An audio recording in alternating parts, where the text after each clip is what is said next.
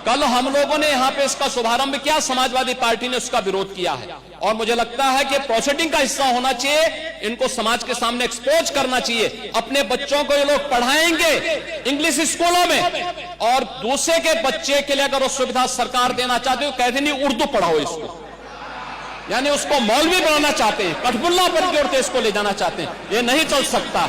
अभी आज से थोड़े दिन पहले उत्तर प्रदेश के चीफ मिनिस्टर ने उत्तर प्रदेश की असेंबली में ये कहा कि उर्दू पढ़ना कठमुल्लाओं की तरह मौलाना बनाना की बात है, साइंटिस्ट नहीं बनते। अब जाहिर है उत्तर प्रदेश के मुख्यमंत्री को तो उर्दू नहीं आती, मगर वो साइंटिस्ट क्यों नहीं बने, उसका जवाब वही दे सकते हैं। उत्तर प्रदेश के मुख्यमंत्री ने कहा कि उर्दू पढ़ने से कठमुल्ले बनते हैं। अब उत्तर प्रदेश के मुख्यमंत्री के जो बुजुर्ग थे या जिस आइडियोलॉजी से वो आते हैं, उनके किसी भी शख्स ने इस मुल्क की आजादी में हिस्सा नहीं लिया। ये गोरखपुर से आते हैं और उसी गोरखपुर से रघुपति साहेब फराख भी आते हैं। फराख गोरखपुरी उर्दू का एक बहुत बड़ा शायर था, मुसलमान नहीं था। अगर शायद असेंबली में कोई उठ के बोल देता मुख्यमंत्री को, तो मुख्यमंत्री बोलते नहीं नहीं उन्हें भी कठमुल्ला है। तो ये इनके ये इंटेलेक्चुअल कैपेसिटी है इनकी। फराख गोरखपुरी गोरखपुर के शायर थे, उर्दू के बहुत बड़े शायर थे।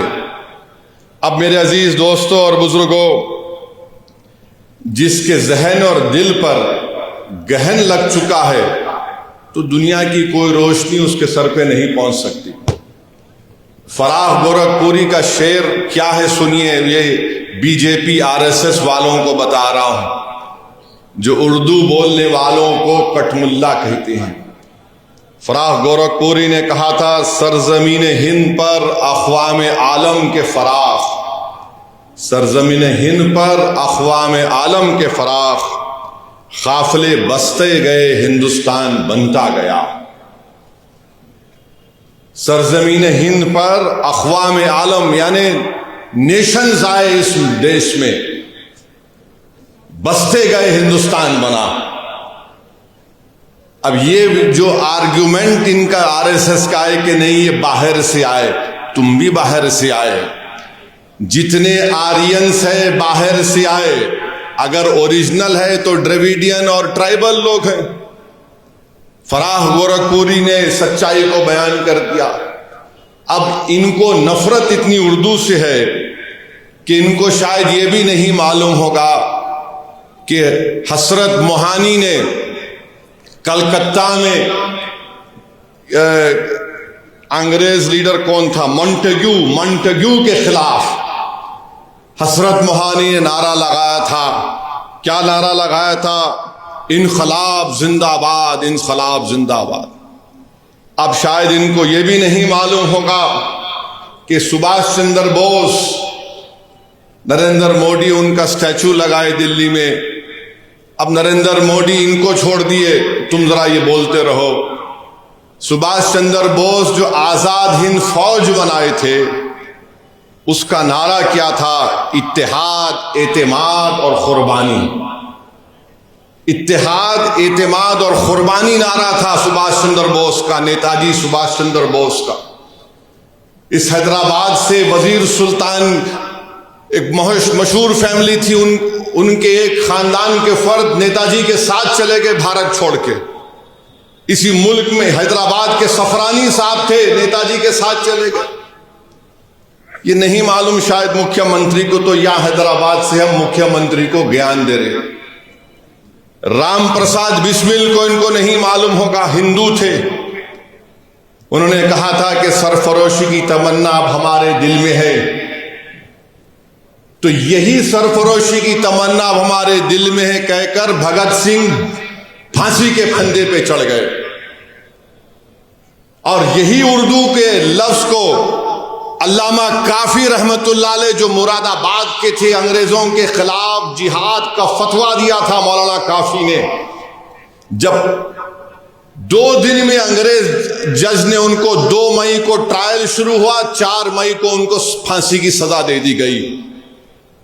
और मौरिख ने लिखा कि अल्लामा काफी के ऊपर इस्तरी गरम करके उनके जिस्म पर चुरके दिए जाते थे। वो अल्लामा काफी जब फांसी के फंदे की तरफ जा रहे थे तो उनके उर्दू के अशार नातिया उर्दू के अशार थे।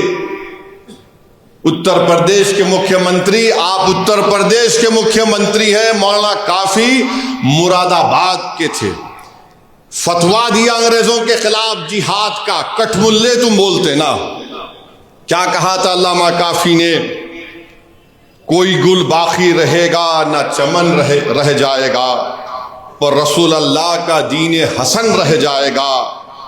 अतलस व कम ख्वाब की पोशा पर नाजा ना हो तुम, इस तने में जान पर खाकी कफन रह जाएगा। नामे शाहाना जहां मिट जाएंगे, लेकिन यहां हशर तक नामो निशां पंजेतन रह जाएगा। ये मौलाना काफी उर्दू के नातिया कलाम पढ़ के मुख्यमंत्री फांसी पे चढ़ गए, आपको नहीं मालूम।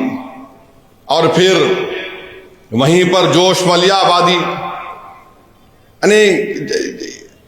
इनको मालूम ही नहीं, बस उर्दू से दुश्मनी है। और फिर ब्रिज नारायण चक, बस ये भी हिंदू थे मुख्यमंत्री। इन्होंने क्या लिखा है? ए खाके हिंद तेरी अजमत पे क्या गुमान है, दरियाए फैज खुदरत तेरे लिए रवा है। ये ब्रिज नारायण ने लिखा उर्दू में। फिर आज इन्हीं की ये बात, फिर मुजाहिद आजादी मौलाना शौकत अली खिलाफत तहरीक में बहुत बड़ा रोल उनका। राउंड टेबल के लिए बरतानिया गए तो मौलाना शौकत अली ने कहा कि अगर मैं हिंदुस्तान को आजाद नहीं कराऊंगा तो मैं भारत को वापस नहीं आऊंगा। जब भारत से गए मौलाना शौकत अली तो बैतुल मुक़द्दस में उनका खैर मुक़द्दम हुआ। 2 लाख लोग मौलाना शौकत अली के इस्तकबाल के लिए बैतुल मुक़द्दस को आए थे। उसके बाद वो बरतानिया गए, राउंड टेबल कॉन्फ्रेंस हुई। उनका एक मशहूर तकरीर है, रामपुर के थे मुख्यमंत्री मौलाना शौकत अली, आपको नहीं मालूम होगा। मौलाना शौकत अली ने एक शेर कहा था, शायद ये आपके लिए और आरएसएस और बीजेपी के लिए कहा होगा, यकीनन कहा होगा। मौलाना शौकत अली ने कहा, दौरे हयात आएगा खातिल, दौरे हयात आएगा खातिल खजा के बाद, दौरे हयात आएगा खातिल खजा के बाद, है इब्तिदा हमारी तेरी इंतहा के बाद। तो तुम्हारी इंतहा होगी। आज तुम इख्तिदार के नशे में बड़ा अनाब शनाब बक रहे हो, बके जाओ। मगर मेरे अजीज दोस्तों और बुजुर्गों, वतन अजीज का हाल तो ये है कि जोश ने सही कहा था, वो आज के इस दौर के लिए भी मुनासिब है।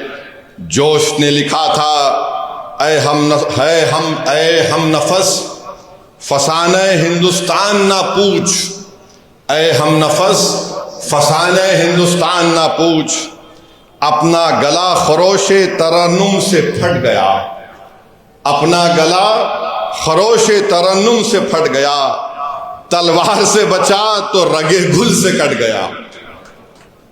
ये जोश ने कहा था, जो आज हमारे मौजूदा मुल्क के हालात पर सही तरीके से उतरता है।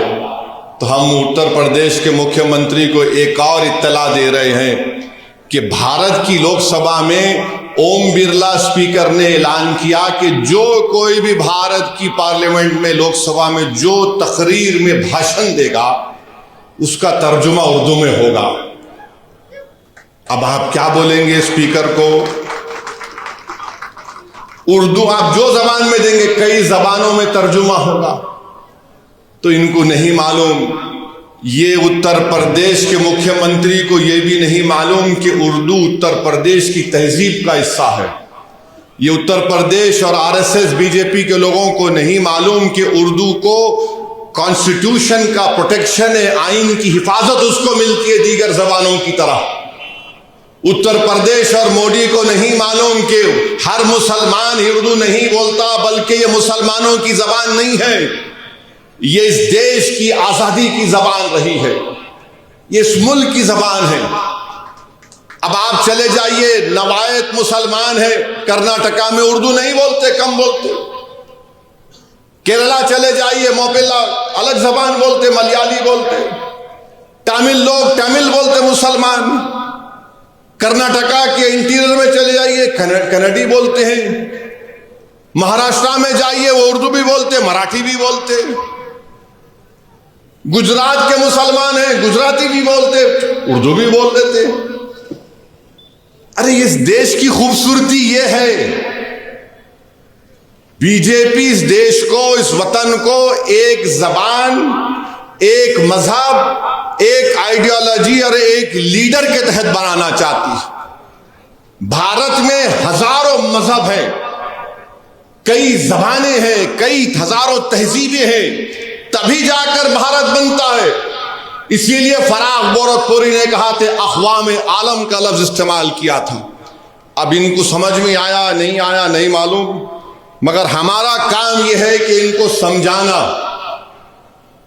और इनको बताना कि उर्दू से दुश्मनी करना जिद्दोजहद आज़ादी से दुश्मनी करने के बराबर है।